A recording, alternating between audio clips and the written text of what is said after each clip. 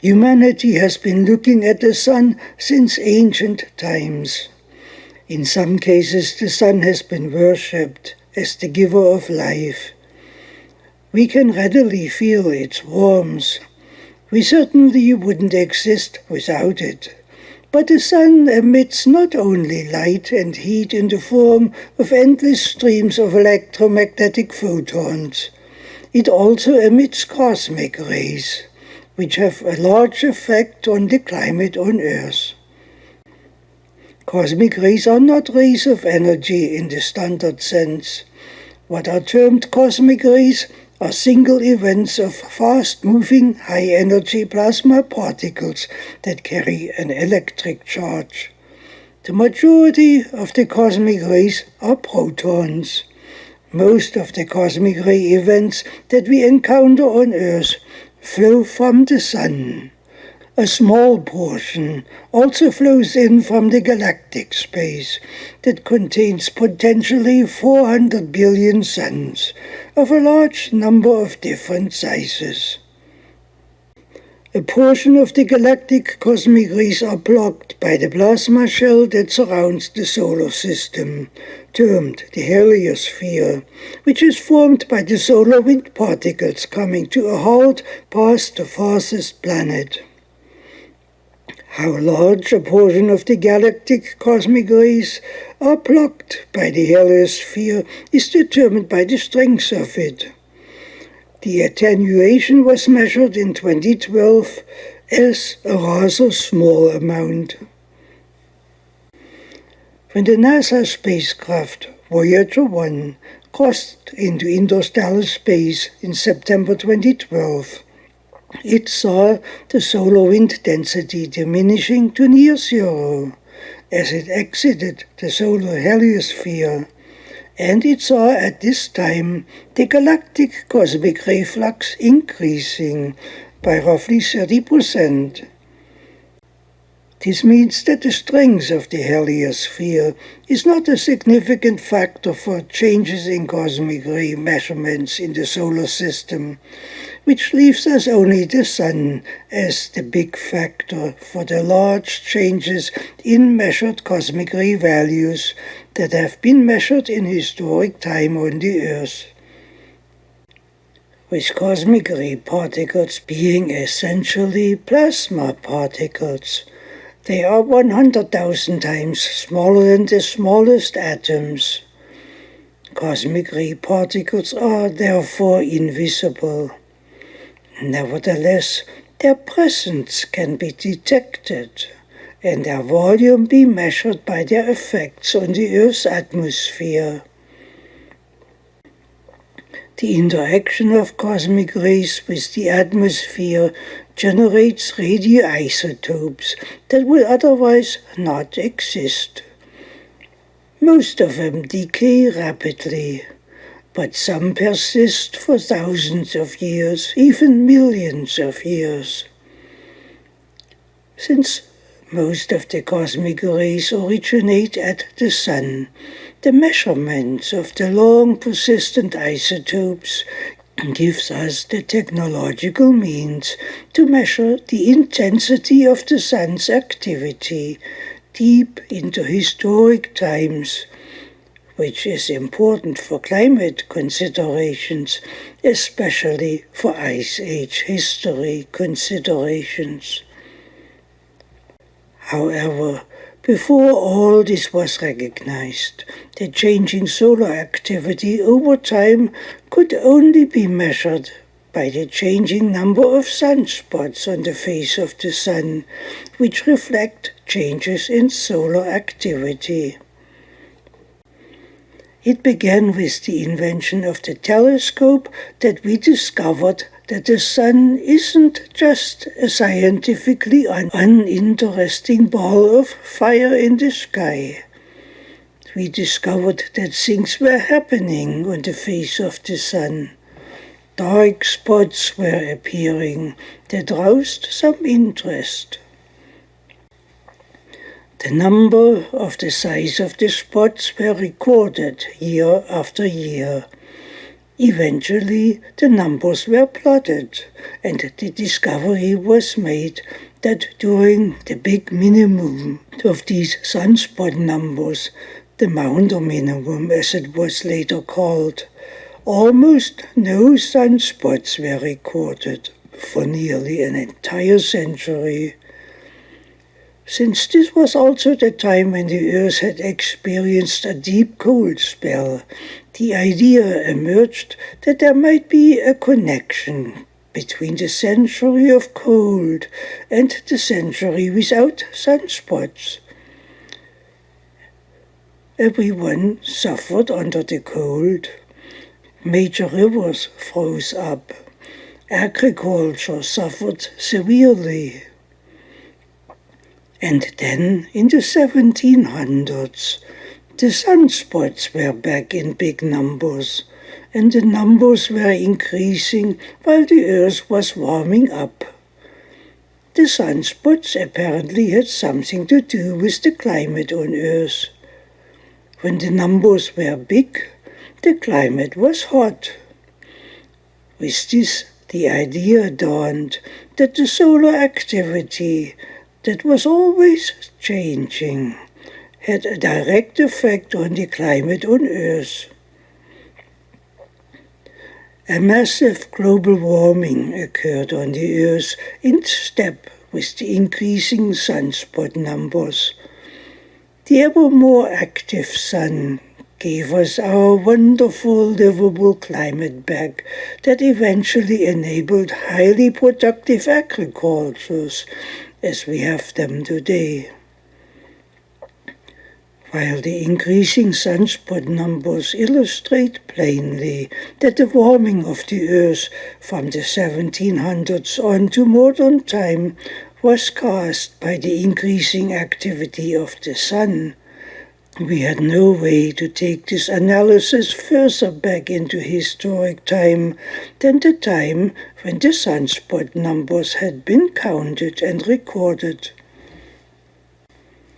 This changed in the late 1970s when scientists discovered a reliable and measurable proxy for historic solar activity that can take us back in time for millions of years, if need be.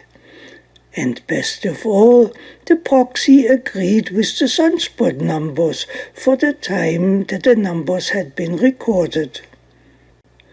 This miracle proxy for solar activity is one of the atomic isotopes that I had mentioned earlier that is created in the upper atmosphere of the Earth by the collision of cosmic ray protons streaming from the Sun.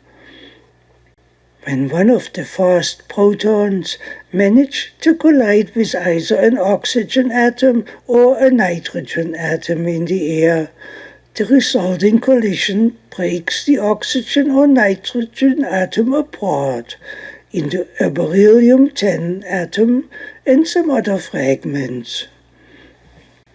The beryllium-10 atom has a nucleus of 4 protons and 6 neutrons.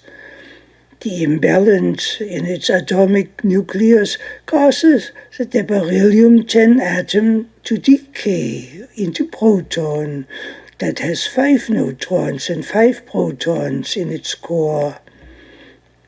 All boron-10 on the planet has been created by this nuclear decay process. However, this particular radioactive decay takes a long time. Beryllium-10 is the slowest decaying isotope that is created by cosmic ray collisions in the atmosphere. It has a half-life of 1.39 million years. This means that the volume of beryllium-10 that we find present in historic samples gives us a measurable proxy for the activity of the Sun at the historic time in which the beryllium-10 was formed and had settled onto the ground or onto ice sheets, such as in Antarctica. The volume of the beryllium-10 that has been measured in historic samples provides a measurable value that represents the intensity of the solar activity at that historic time.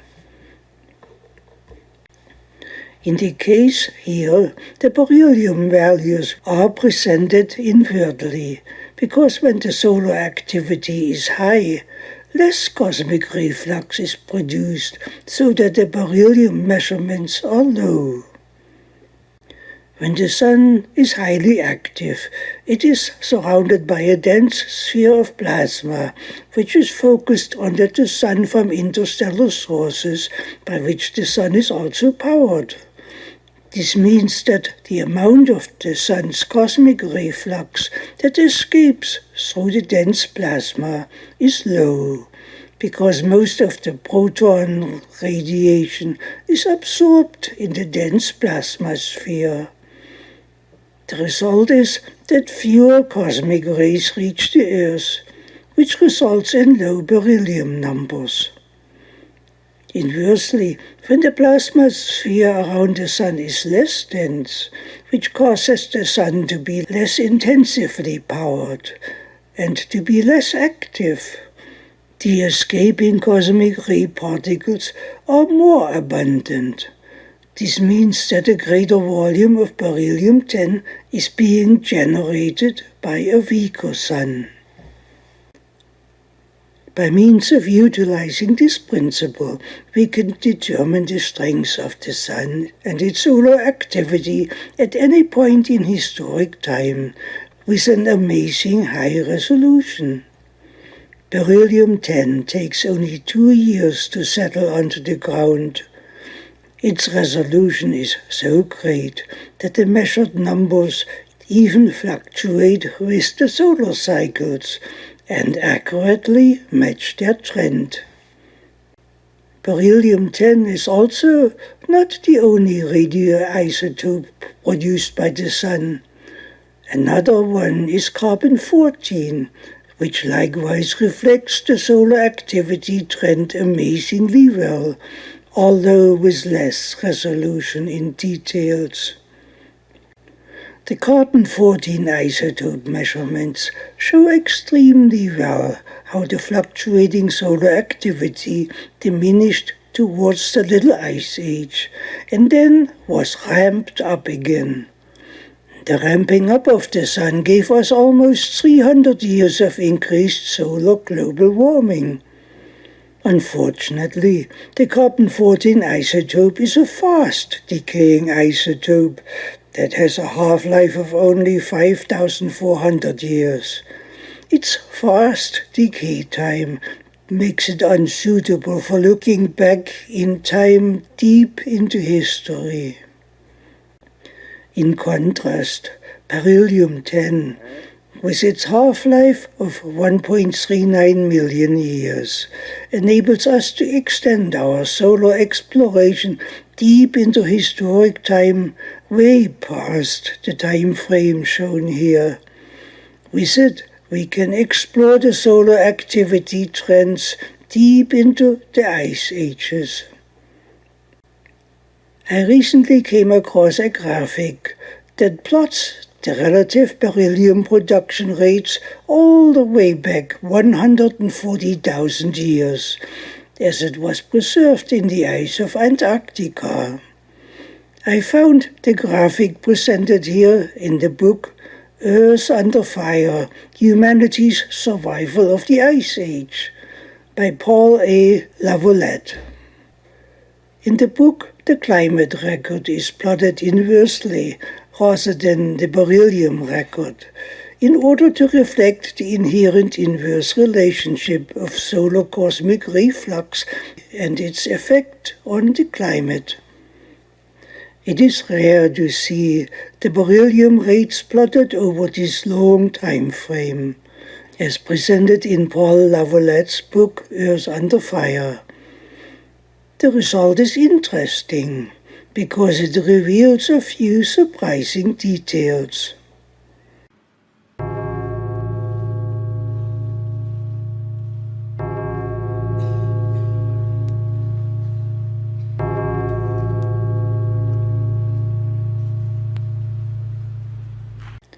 The first thing that stands out is the spike in beryllium production at roughly 5,000 years before the present.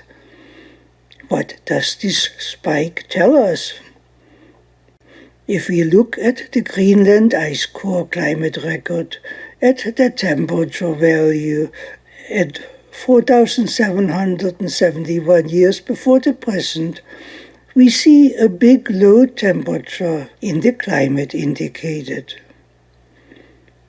The temperature drop took us as low in the temperature record, if not lower, than the little ice age had taken us in later years.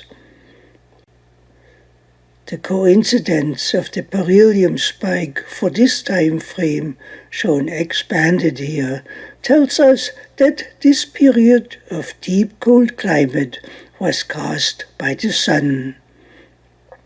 When the sun weakens, its surrounding plasma sphere is likewise weaker, which enables more cosmic ray flux to escape from the sun and affect the Earth. We see the result here in the form of an increased beryllium production in the atmosphere. That's what the spike represents. We also see the result of cosmic ray showers affecting the Earth in the form of increased cloudiness. Increased cloudiness makes the Earth colder, because the white top of the clouds reflect a greater portion of the sunlight back into space, which thereby becomes lost to us. The resulting colder climate is thereby the result of a weaker sun. Cosmic ray flux ionizes the water vapor in the atmosphere, which leads to increased cloudiness. The spike in beryllium for this time tells us that the sun was extremely weak at this time and was emitting high rates of cosmic rays, which produced high rates of beryllium-10. Some type of anomaly had evidently affected the plasma supply stream of the sun for a few decades, and consequently, as it must, the climate had responded by getting colder.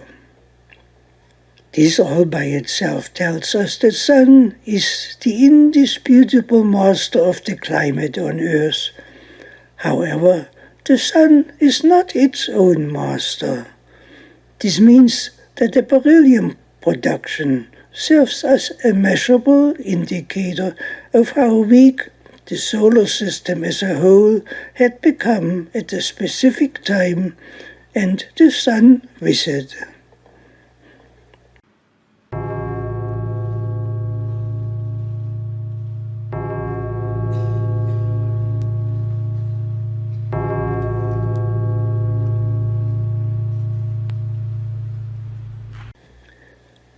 Next, let's look at the two consecutive spikes between 11,000 years and 15,000 years before the present. These spikes shouldn't be there.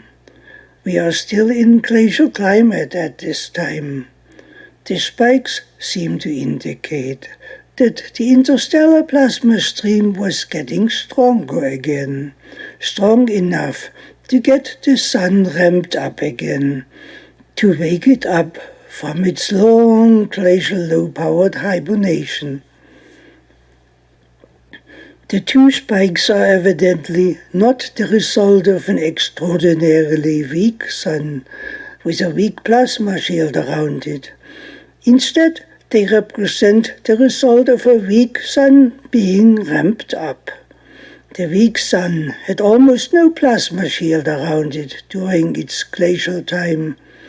When this hibernation sun gets ramped up again, large volumes of solar cosmic ray flux are generated by the suddenly active sun that has no active shield around it at this time, so that large volumes of cosmic ray flux are able to escape. The two spikes are telling us that the sun was actually restarted twice. The first restart appears to have failed. The plasma inflow was evidently not dense enough for the first startup 15,000 years ago to sustain full power solar operation.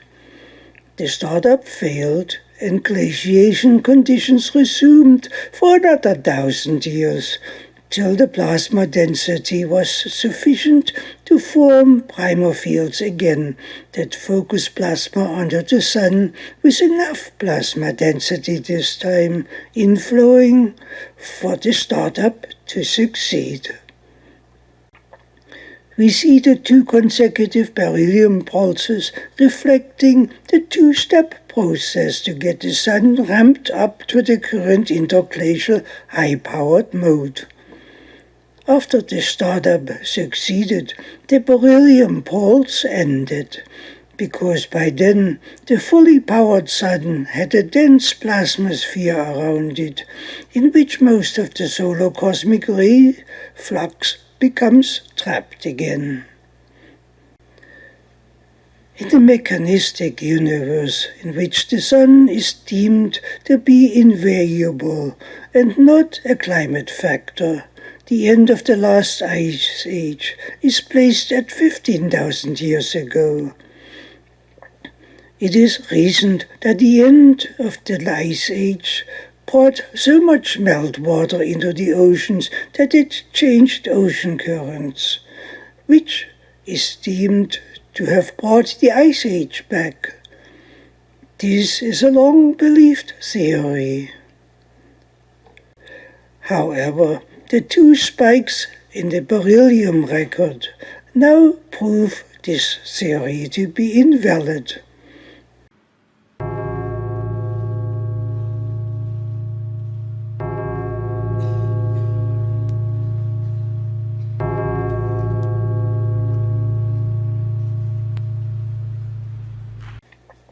The beryllium spike that occurred 130,000 years ago evidently resulted from the plasma input stream to the sun recovering in density to interglacial levels.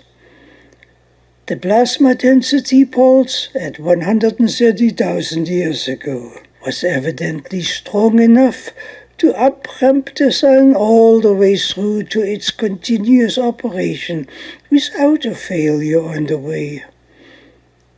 The end of the pulse ushered in the previous interglacial period. The large spikes that we find between the end of the glacial period and the start of the interglacial period tells us that the ice ages were caused by the sun hibernating during the glacial times, and the sun reawakening with strengthened input plasma streams that generate high volumes of solar cosmic reflux on the sun as the sun rebuilds itself to its interglacial high-powered state. This means that the 2 little spikes between 11,000 and 15,000 years ago, and the big one 130,000 years ago, tell us the same story, and they tell us that the time has come to rethink our perception of the universe and to consider the plasma dynamics as the driver of our sun, and the sun as being the climate driver on Earth, as a changing engine that affects us on Earth in a big way, including with causing the ice ages. Also note that when the solar awakening is complete, the cosmic reflux returns to a low volume all the way through the interglacial period, as shown in the beryllium record. Then, when the interglacial period ends, when the primal fields collapse that focus plasma onto the sun reverts back to its low-powered hibernation state that creates the glaciation period, which is a state of relatively high cosmic reflux for the lack of a shield against it.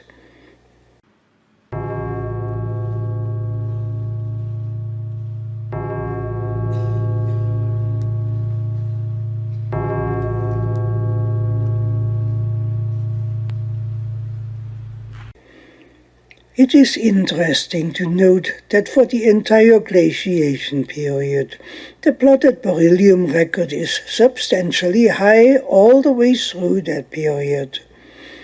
It should be noted, too, that the high beryllium level during the glaciation period was produced by cosmic ray flux originating from the unshielded hibernating sun, which is a relatively cold sun, potentially 70% colder than the present sun. This means that during glacial times, the cosmic ray flux is not the only determining climate factor. The colder sun is instead only the major climate factor, while the cosmic ray flux does have a minor effect on the Ice Age climate. Inversely, during interglacial times, the cosmic ray flux is a strong climate factor because its ionizing effect affects cloudiness in a big way. Cloudiness is strong during interglacial times. The warm oceans under the hot interglacial sun evaporate large volumes of water vapor. During the Ice Age glaciation period, with 80% less moisture in the air, cloudiness is a lesser factor, though it is a factor in the form of ice fog. The main determining factor during the Ice Age glaciation period is always the low surface temperature of the hibernating sun, which is also changing during glaciation times. It should be noted, too, that the average beryllium level during the glaciation period was roughly at the same level as that of the spike 4,700 years ago. This is significant, though not for climate reasons. The high level of the beryllium spike 4,700 years ago is important because, as I have previously indicated, the high rate of cosmic ray flux that had produced that spike 4,700 years ago had also caused a phase shift in human history. We see such high beryllium levels all the way through the last ice age to varying degrees, and we will see it again through the next ice age. This is important. The deep, cold period around 4,700 years ago, which reflects the high-volume cosmic ray background measured in beryllium-10, was the historic time frame in which written languages were invented and came into general use. A high volume of cosmic ray background appears to have this effect. This type of cultural uplift is what we will see again and experience all the way through the next ice age. Cosmic ray particles are fast-moving plasma particles, primarily protons, which are 100,000 times smaller than the smallest atoms. They are so tiny that they pass through a human body without colliding with anything. But as they pass through us, their moving electric charge leaves behind a minuscule trail of induced electric currents that appear to be beneficial for human cognitive development. History tells us that all the great cultural achievements were wrought or started in the cold times that are times of high volumes of cosmic ray events. It is not surprising in this context that the biggest breakthrough, the dawn of the high-level written languages, which furnished the foundation for all the subsequent cultural advances, including that of science, technologies, and energy development, occurred at the time of that biggest spike in cosmic ray flux 4,700 years ago, right in the middle of the development of our high-level civilization. That spike may have enabled us to be what we are today. It is interesting to note here that the big beryllium spike 4,700 years ago is roughly equal to the average beryllium level all the way through the last glaciation period. This means that we have some revolutionary cognitive, cultural, scientific, and even technological and spiritual developments to look forward to as we enter the next glaciation period that promises a similar high-level cosmic ray background. We may be closer to this happening than we yet realize.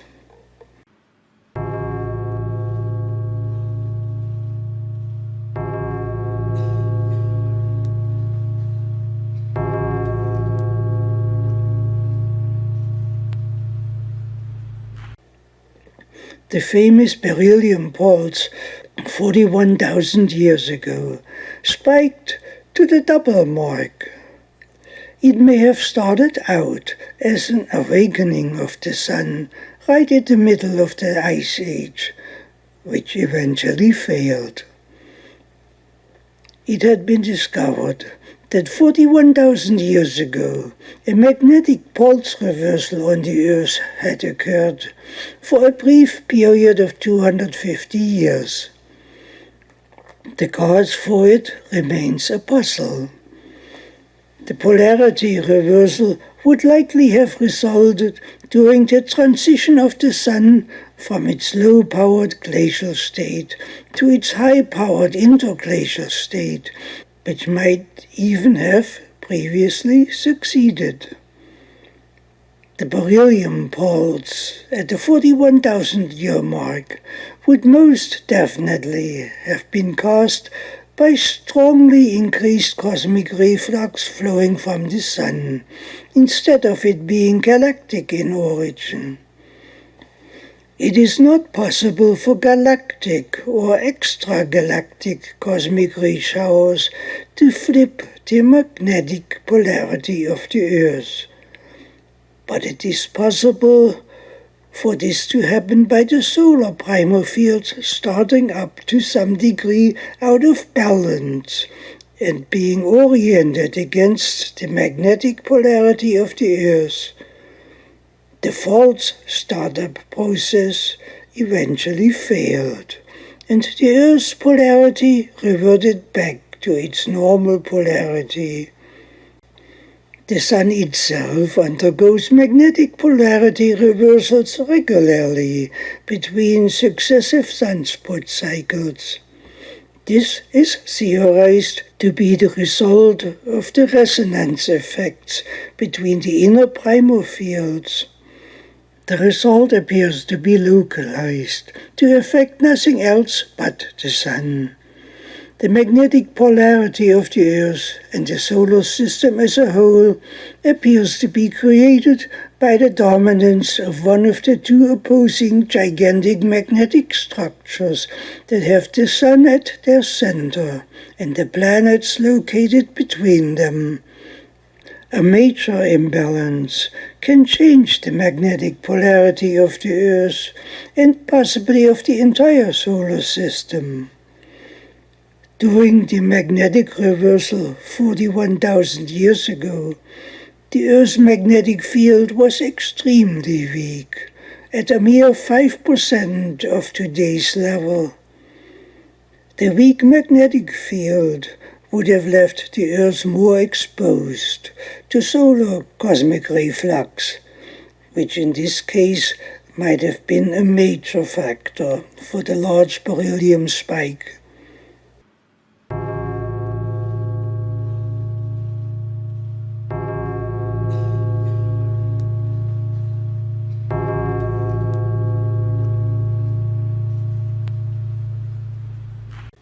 The researchers Dan Scott and Oeschger had sifted through the Greenland ice core climate records and had encountered large climate oscillations with sharp transitions from deep glacial conditions to near interglacial conditions.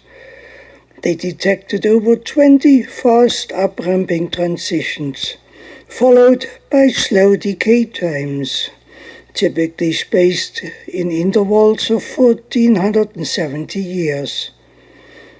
No magnetic polarity reversal happened during these times, nor am I aware of any proof in beryllium measurements that these large oscillations were caused by the Sun, although it is highly unlikely that any other factor than the Sun is large enough to have caused these gigantic oscillations.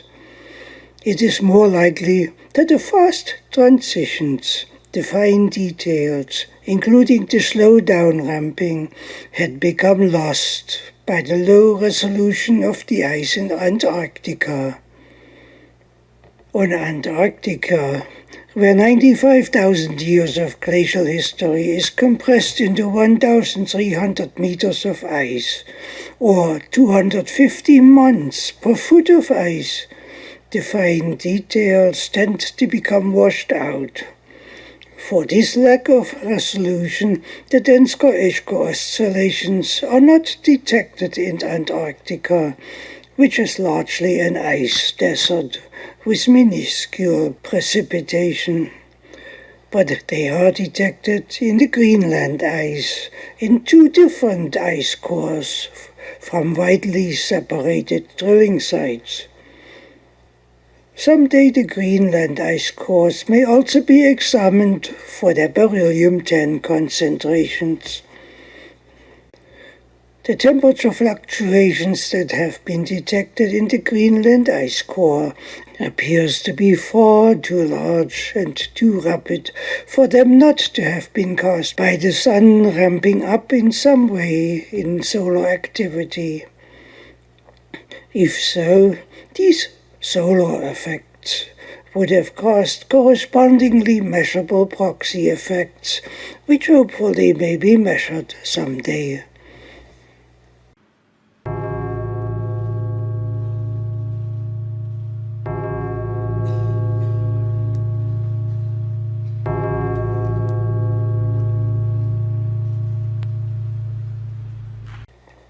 Not all the measured beryllium values during the glaciation times would represent solar activity proxies.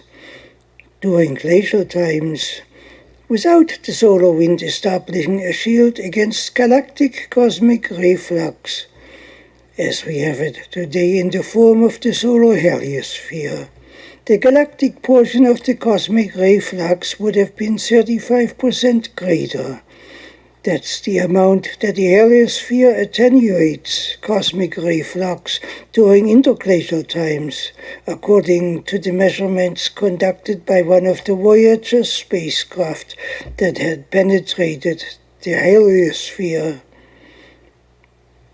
This means that the measured beryllium values, especially during the glacial period, do not exclusively stand as a proxy for solar activity, though a large portion of it evidently does.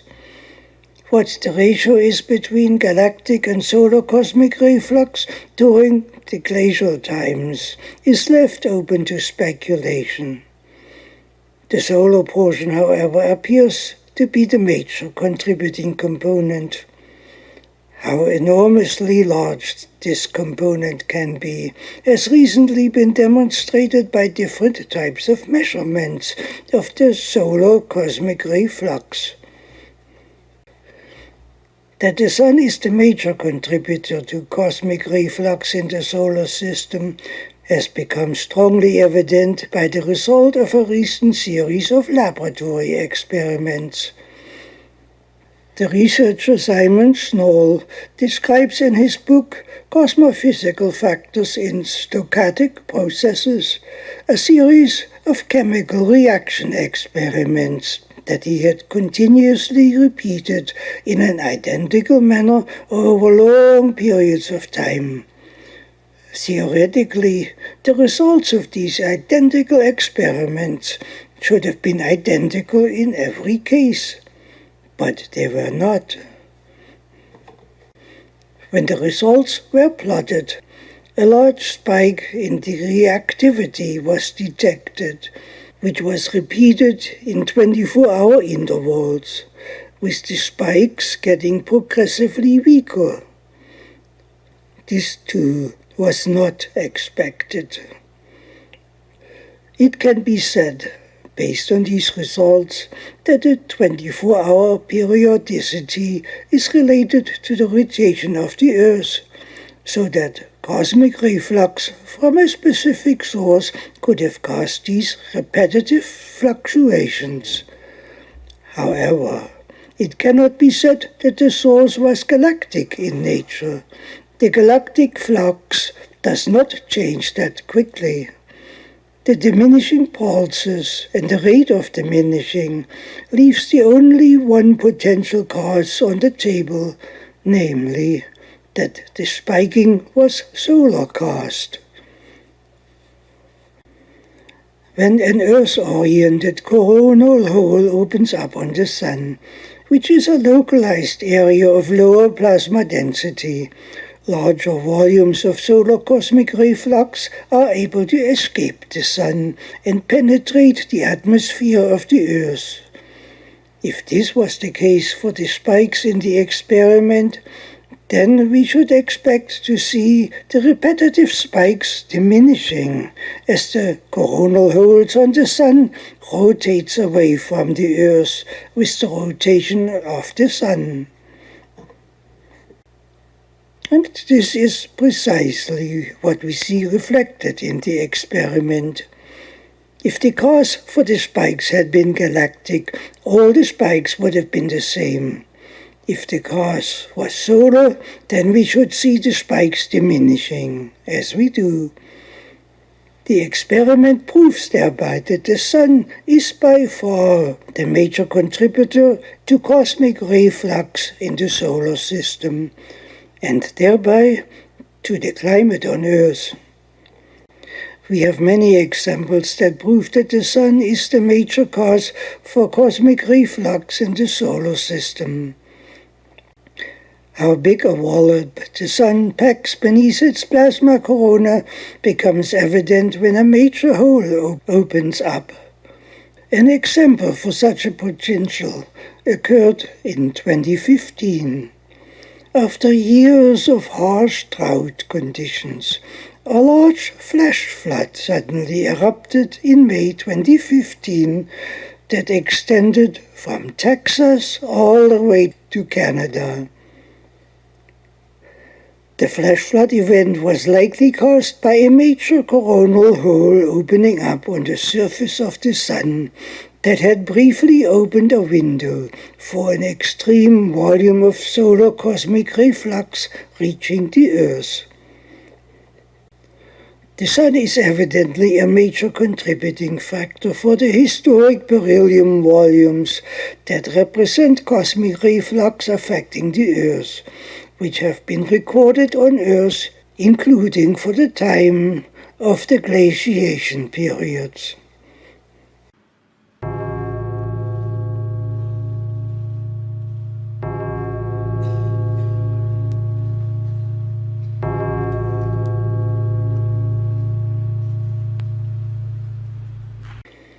The scientific established recognition that the changing Sun is the driving factor for climate changes on Earth also applies to the start of the ice ages. The historic beryllium values provide us a measure to judge the potential end of the current interglacial period from our holiday from the cold, and the start of the next glaciation phase of the Earth under a hibernating Sun. If one compares the beryllium record for the time frame between the start and end of the previous interglacial period with that of the current interglacial period that had started around 15,000 years ago. One will note that the current interglacial is already slightly longer in duration. This means that the startup of the next glaciation period is imminent. The world-renowned atmospheric scientist and chairman of the Scientific Council for the Central Laboratory for Radiological Protection in Warsaw, Professor Dr. Zbigniew Jaworowski, has warned in his 2003 paper, The Ice Age is Coming, that the end of the current interglacial is already overdue by about 500 years, and he suggested that the transition could unfold rapidly in potentially a single year. This is what the comparison of the beryllium record also indicates. We even see supporting evidence measured in space. We see the supporting evidence reflected in the cosmic ray increase that the Ulysses spacecraft had measured between 1998 and 2008, which saw the cosmic ray flux increasing at a rate of 20% in 10 years. In other words, the transition to the next ice age is already actively in progress and is significantly advanced. We see the equivalent of the beryllium spike that started the last ice age already beginning, measured in space, caused by the weakening sun, as the diminishing sunspot cycles indicate. That the galactic portion is minuscule is evident by the extremely low beryllium values during the past 140,000 years mark. The Earth was in a deep glaciation state at this time. The Sun was hibernating in a low-powered state. The hibernating Sun does not have a dense plasmasphere around it that blocks solar cosmic ray flux. This means that the low beryllium value for this time frame tells us that the Sun was dramatically weak at that time, and also potentially dramatically cold. My first reaction was that we should see a much higher level of beryllium indicated at the end of the previous ice age. I thought that we should see something similar to what we see plotted for the glacial period from 100,000 years on to about 20,000 years. I had expected to see similar high volumes plotted. Was the plotted low value for around 150,000 years ago a mistake then? I soon realized that the plot was not in error, but indicated that the hibernating Sun had diminished to extremely low levels of activity during the previous ice age, so that its solar cosmic ray flux had diminished with it to extremely low levels too, far below the startup level for a glaciation period, as we had it 110,000 years ago. This tells us that the solar activity, even during its low-powered hibernation state, continues to diminish gradually throughout the glaciation period, ending at very low levels and with extremely cold climates on Earth. The low level that we see here at 140,000 years ago reflects what I had remembered from earlier research, that the previous ice age had ended with such a harsh climate that, according to archaeological research, the human presence had dwindled from more than 10,000 individuals at that time to just a few hundred people remaining during the later portion of the glaciation period, all living in caves at Pinnacle Point on the shore of South Africa, nourished by the sea. The critical point on this, for us at the present time, is not the extreme harshness of the Ice Age at the end of its period, but the conditions that we will find at the beginning of it. The beginning level promises to be roughly equal to the climate of the Younger Dryas period, in which the climate had been 40 times colder than the cooling that was experienced during the Little Ice Age. This sets the stage of what we will experience again in the near term, potentially in the 2050s. It is purely academic at this stage that the previous Ice Age appears to have been one of the harshest and had ended at an extremely low temperature, corresponding with such a weak sun that the beryllium levels were the lowest recorded for glacial conditions, and were significantly lower at the time than the startup of the next Ice Age. The significance in this is our understanding of the dynamics of the processes and the principles that causes them. We have discovered that when we get into glaciation conditions, the dynamics are rapidly reversed, because during glacial conditions we are dealing with a weak hibernating sun that has almost no plasmasphere around it. When this hibernating sun emits increased cosmic ray flux, this means that the hibernating sun is getting more active and its surface temperature is getting hotter. Inversely, when we see diminishing cosmic ray flux during the glaciation period, the hibernating sun is less active and its surface temperature is respectively colder. This is what the beryllium measurements represent during glacial times.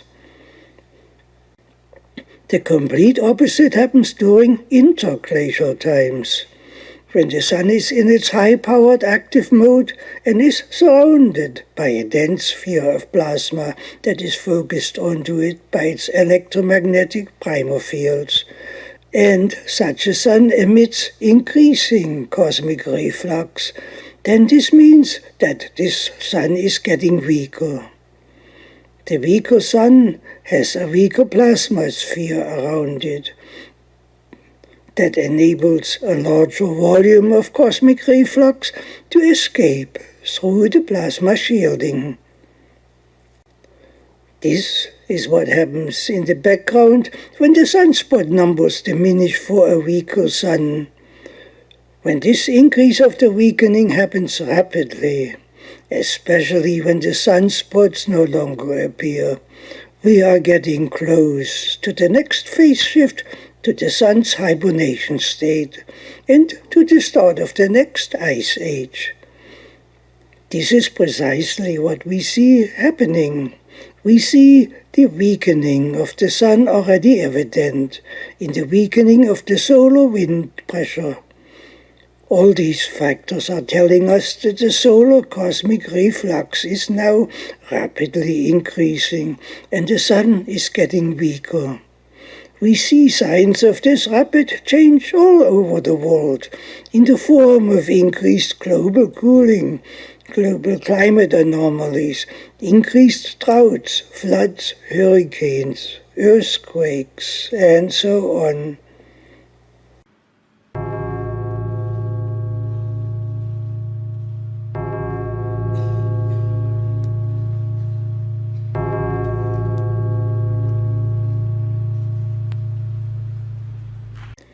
The effect of the weakening of the sun is so dramatic now that one hears a lot of talk about another grand solar minimum happening in the near future, such as the Mt. Doug grand minimum that gave us the Little Ice Age. The concept of the grand solar minimum is a deception, however, because the next grand solar minimum will be the Ice Age.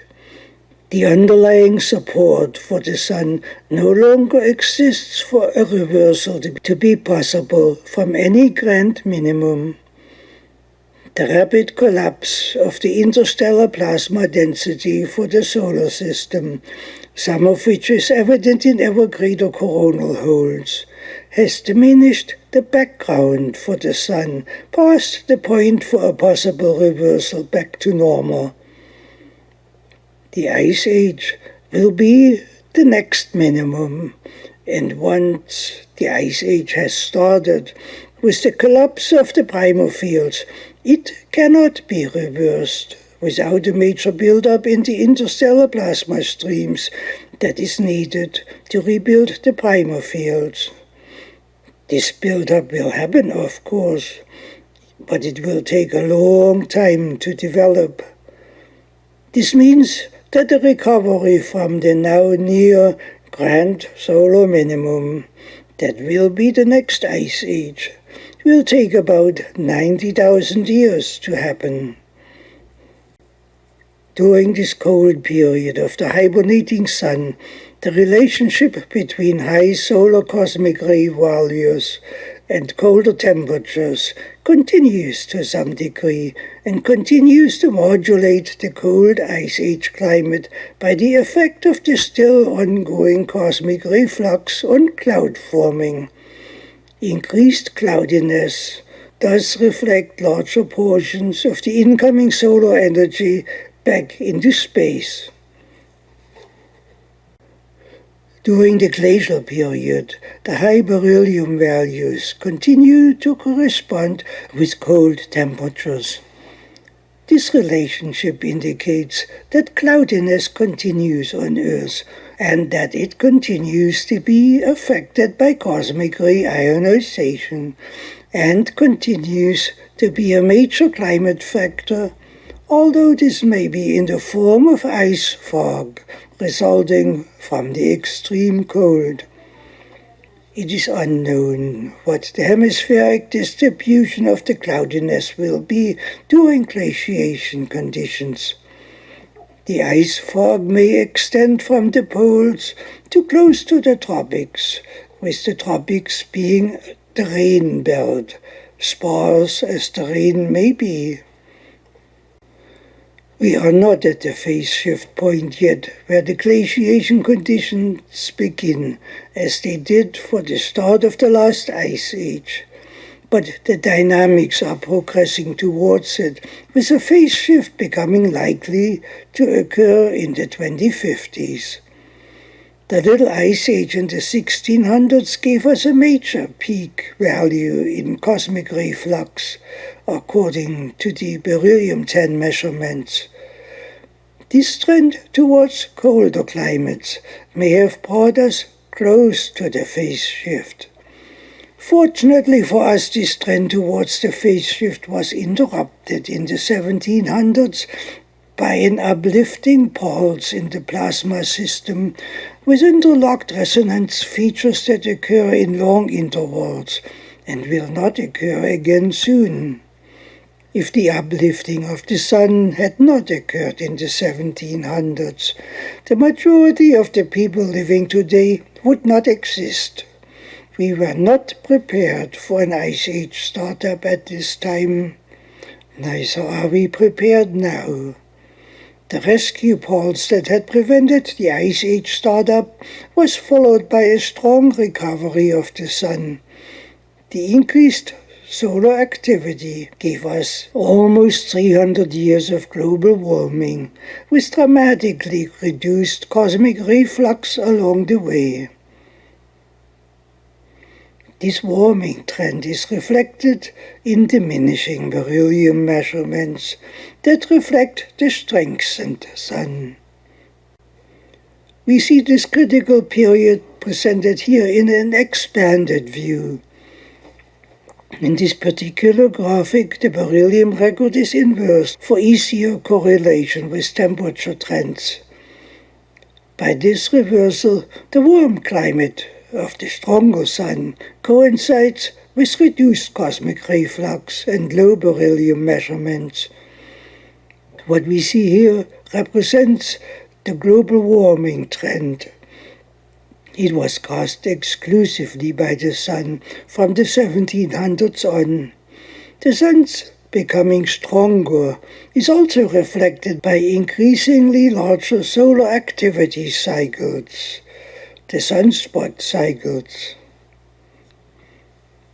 The illustration shows that the infamous global warming that had been turned into a political scare campaign had actually been caused by the Sun. The Sun became ramped up by a plasma resonance pulse that affected the solar system. The pulse occurs in long intervals, which places the next one outside the framework for the potential ice age phase shift in the 2050s. This means that the already unfolding phase shift will happen, this time without fail. Are we ready for it? We can see the same solar dynamics also plotted in the ratios of carbon-14 measurements. Carbon-14 is another radioisotope that is produced by cosmic ray flux colliding with the atmosphere. At least it was produced exclusively until the 1950s. In the 1950s, the atomic bomb testing added another source for carbon-14, which rendered the measurements thereafter useless for solar activity proxies. Fortunately, the arms race that closed down the radioisotopes window to the Sun opened a new window with the space age that gave us the Ulysses satellite. In 1990, NASA launched this satellite that would observe the Sun from a polar orbit and measure its parameters directly as they happen. Ulysses observed the Sun for 16 years. It measured the Sun getting weaker. It saw the solar wind and the Sun's magnetic field diminished by 30% over 10 years, and the cosmic ray flux increased by 20% over 10 years. These are big numbers for such a short time on the cosmic scale. The importance of these numbers is that the numbers confirm that our Sun is rapidly diminishing, which had already been noted in the 1970s when the sunspot numbers had diminished dramatically. The sunspot numbers had been steadily increasing till the 1960s. Then, suddenly, the uptrend was reversed in the 1970s. The reversal tells us that in the 1970s, the big solar global warming had ended. The Sun was getting weaker again. We saw some big hurricanes in those days.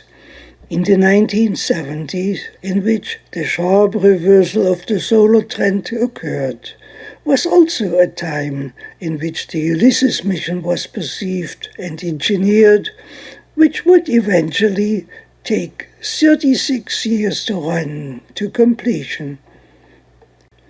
The first real temperature measurements that confirmed that the global warming trend had ended were a series of on-the-ground soil temperature measurements conducted in Irkutsk, in Siberia, by Russia's Solar Terrestrial Institute. Ulysses saw the same diminishing trend too, from its very beginning on. Ulysses witnessed the great historic phase shift in the solar activity unfolding.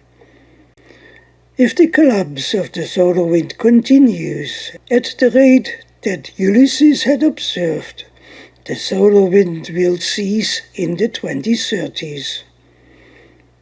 According to the measurements, the solar wind is now at its weakest point since the space age began. The same rate of weakening of the sun that we see evident in the diminishing solar wind is also evident in the diminishing sunspot cycles. The evidence with diminishing sunspot cycles confirms that the sun is indeed weakening. The end of the solar wind in the 2030s will end the first phase of the startup of the next ice age, and the start of phase 2, in which the sun's surface temperature begins to diminish. The two phases will most likely overlap to some degree. Climate conditions will arise then, similar to the Little Ice Age. However, there won't be a recovery of the sun happening this time. As I said before, the recovery of the sun in the 1700s falls in line with a series of up-ramping plasma pulses that we see evident in ice core temperature records. The series of these pulses is such that the next sequential one could have occurred in the 1700s. The pulses have been getting weaker for 3,000 years, and their repetition shorter. If the recovery of the sun in the 1700s came from these successions, it won't be repeated again for several hundred years, and this is far too late to save us from the next ice age. When the plasma streams feeding into the sun continue to weaken until a set of the primal fields collapse that focus plasma under the sun, then the sun will fall back to a low-level default state and will most likely radiate 70% less light and energy. This will potentially happen in the 2050s. The final timing will depend on the rate of diminishment of the plasma streams feeding the sun and the resilience of the primal fields. Primal fields are electromagnetic structures that are formed by the self-pinching effect of free-flowing electric plasma particles. The particles are magnetically drawn together as they flow, which decreases the cross-section of their path, which in turn increases the rate of its flow. At this point in the progression, the magnetic confinement breaks down and allows concentrated plasma to escape, which typically flows onto a sun that consumes a portion. The weakened plasma stream then flows on in the reverse of the process. But when the plasma stream is too weak, it lacks the density to form a node point. When this happens, it flows thinly around the sun that consumes a portion and the rest flows on. The transition between the two states may occur in the 2050s or possibly sooner. As I said before, the active sun is surrounded by high-density plasma that blocks much of the sun's cosmic ray flux. As this sun gets weaker, its shield gets weaker, and its cosmic ray emissions increase. The emissions will increase until the ice age begins. The inactive sun, in contrast, doesn't have a shield.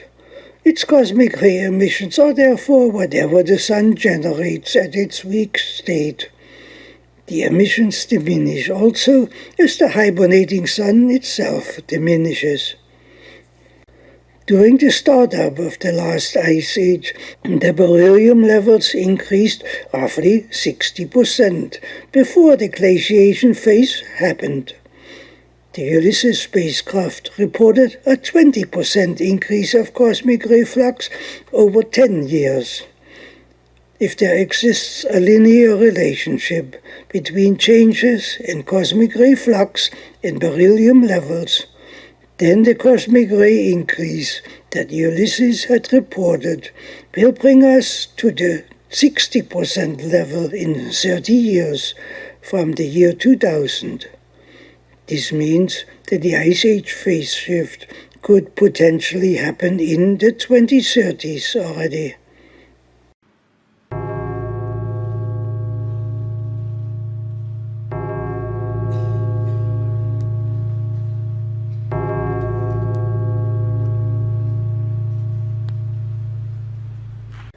The big question is, are we prepared to live in an uninhabitable world, which the world will largely be when the Ice Age phase shift happens 30 years from now, with a 40 times deeper cooling than the little Ice Age had brought, and 75% less precipitation? The answer to the big question is presently no. There is no interest in society apparent. Then, do we intend to make the necessary preparations? Again, at the present time, the answer is no. Society is asleep. Now, will we rouse ourselves to meet the Ice Age challenge and inspire us with the determination to win? I would say that the answer is presently a distant maybe. Nevertheless, the potential to win on this front does exist. We have the resources to win, and we have the spirit within us to mobilize what it takes to give us a future, if we care to have one. Why then would we fail?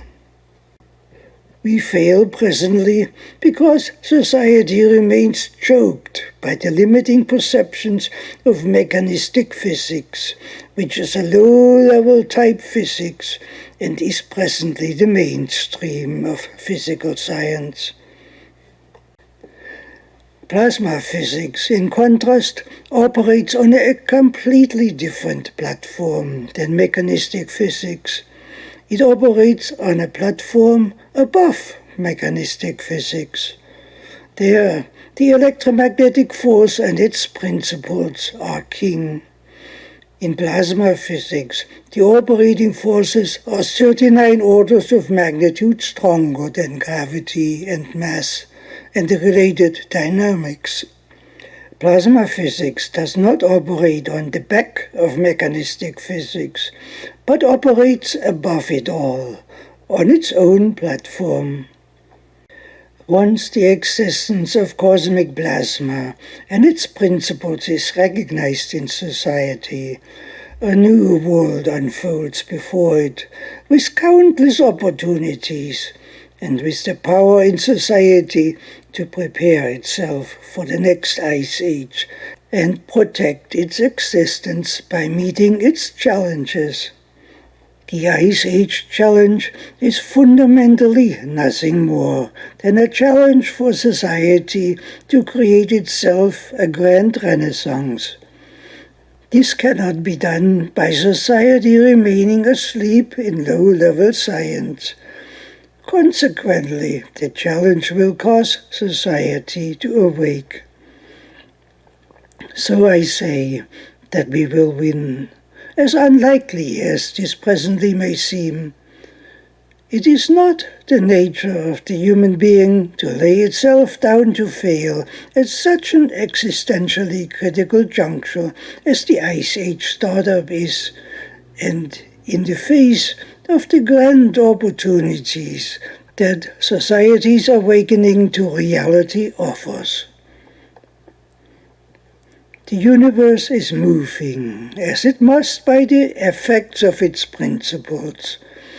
It reveals its movements, and with these revelations, it inspires us to move ahead of it, which we have the capacity to do. Thus I say that once the Ice Age challenge becomes widely recognized and scientifically understood, humanity will mobilize itself to meet that challenge and move ahead of it, and with it mobilize whatever it takes to get this done. And because This challenge is a universal challenge for the whole of humanity. I propose that when the challenge is taken up seriously, all the little games of wars, poverty, looting, imperialism, greed, terror, depopulation, and so on, including nationalism, will be laid aside.